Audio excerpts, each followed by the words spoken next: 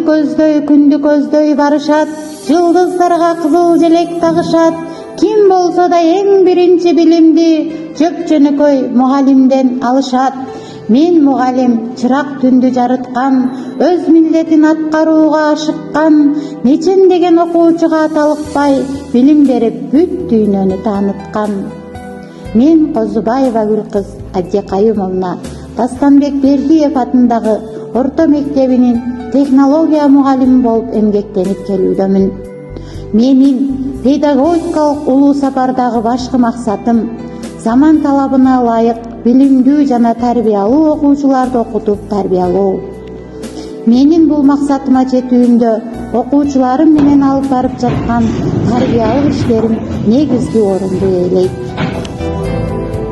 Амансыңарбы менин сүйүктүү окуучуларым?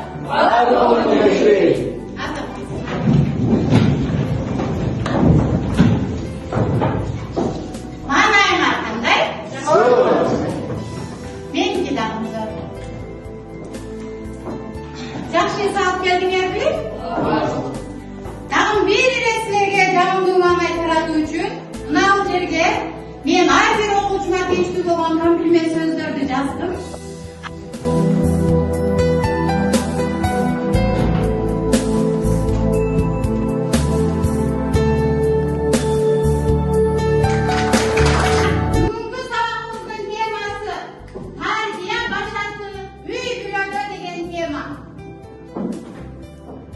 Бүгүнкү сабагыбыздын максаты үй бүлө куттуу жай экенин түшүндүрүп, түшүнүгүн кеңейтүү. Окуучулардын өз алдынча ишмердүүлүгүн арттыруу, ата-энесин сыйлоого, ыймандуулукка, эмгекчилдикке тарбиялоо.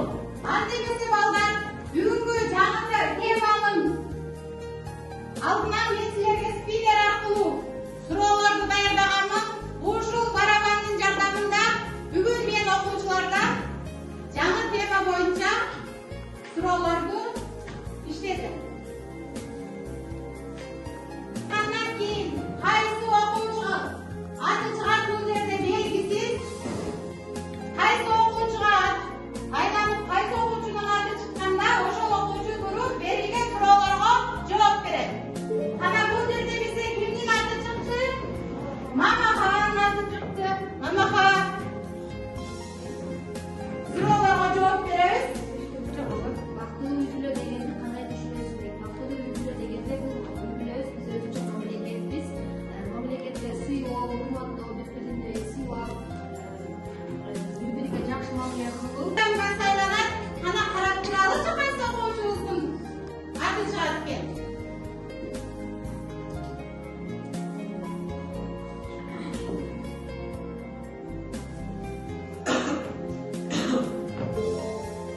Жаркынай.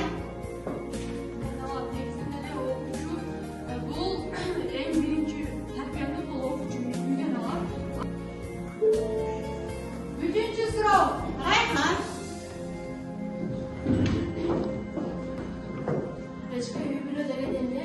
Үй бүлө деген бул бири-бирин түшүнгөн, бири-бирин колдогон, жакын мамиледе болгон адамдардын биримдиги бул үй бүлө деген. Азамат.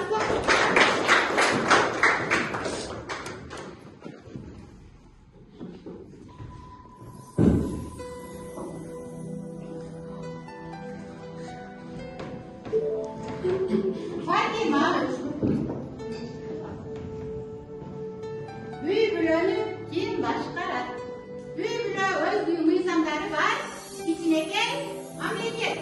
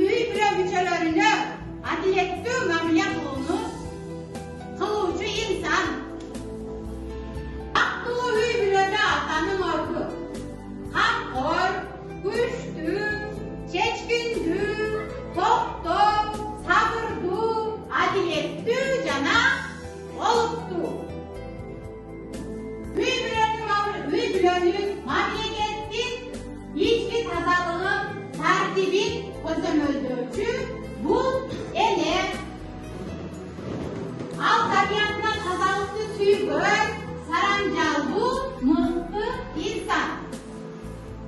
Жаңы тема дагы да бизге сиңимдүү болуш үчүн аны эмесе баардыгыбыз биргеликте эне көнүгүүсү жасайбыз.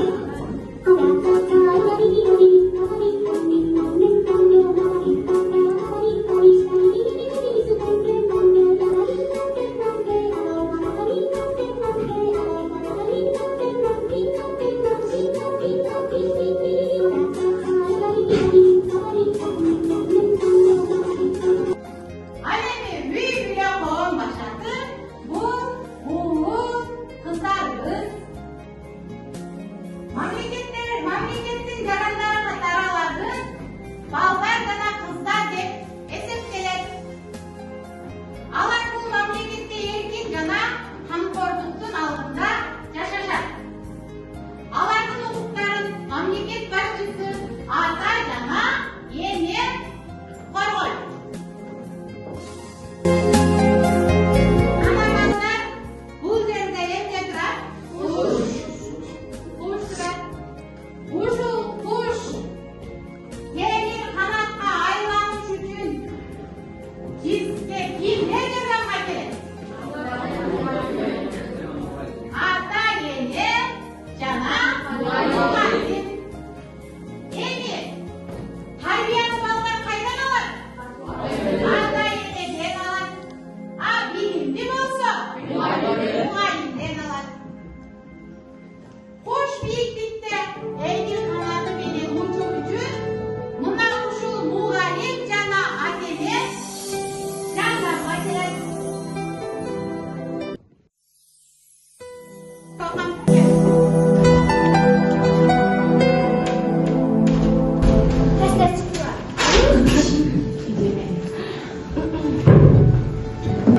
Ата жана эне тууралуу кыскача маалымат берип кет деген суроо кетти бул жерде мага. Бул ата деген бул үйдүн мындайча айтканда башчысы. Кыргыздын айткан сөзү бар, макул сөздөр бар. Атаң барда сен кимсиң дейт. Баскада турган кийиксиң. Атаң жокто сен кимсиң, аксап калган кийиксиң деп пикиринен айтып кетишкен эмес. Ата бул атабыз барды, апабыз барды, бул биз үчүн чоң байлык. Ошол себептен биз ата энебизди кадырлай билейли. Бейишенен таманында деп пикиринен айтып кетишкен эмес. Ошол себептен апабыз менен энебиздин баардап кадырына жете билейли. Aynen gel. Görelim, durayın hakkındayım sıralar hamdolukta.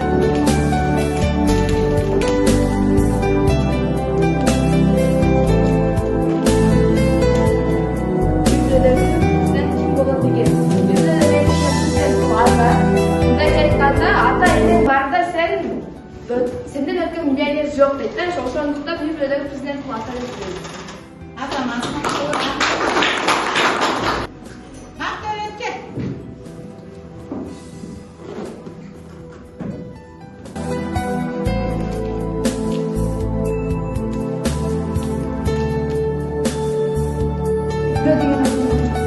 Деген кичинекей азырда дайыми туугандар жашайт.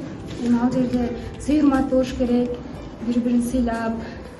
Ошон үчүн сый урмат болсо үй-бүлө болот. Atamaz.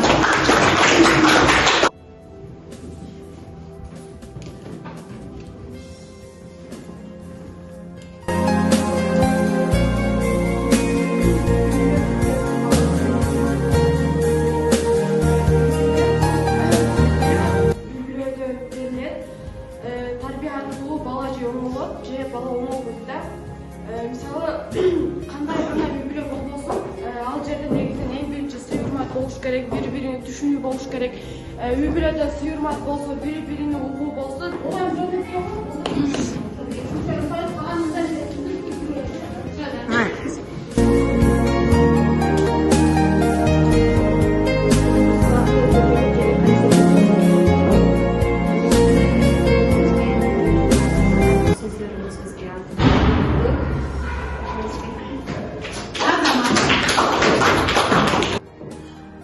Мынакей балдар, бүгүнкү сабагыбыз боюнча кыш кача болсо дагы маалыматты алдыңар жана алган маалыматыңарды бышыктоо иретинде биз эмне үй бүлө дарагы менен чымчыктарыбыздын жардамы менен алган билимдерди текшерип алдык.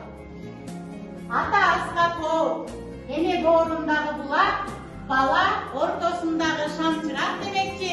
Дайыма силер биздин ата энеңердин ортосунда шамчырак болуп, рызкыңдын бешиги атаң дешет, бейишиңдин эшиги апаң дешет, түнөгүңдүн жоктугун атаң сезет, жүрөгүңдүн оорусун апаң сезет демекчи.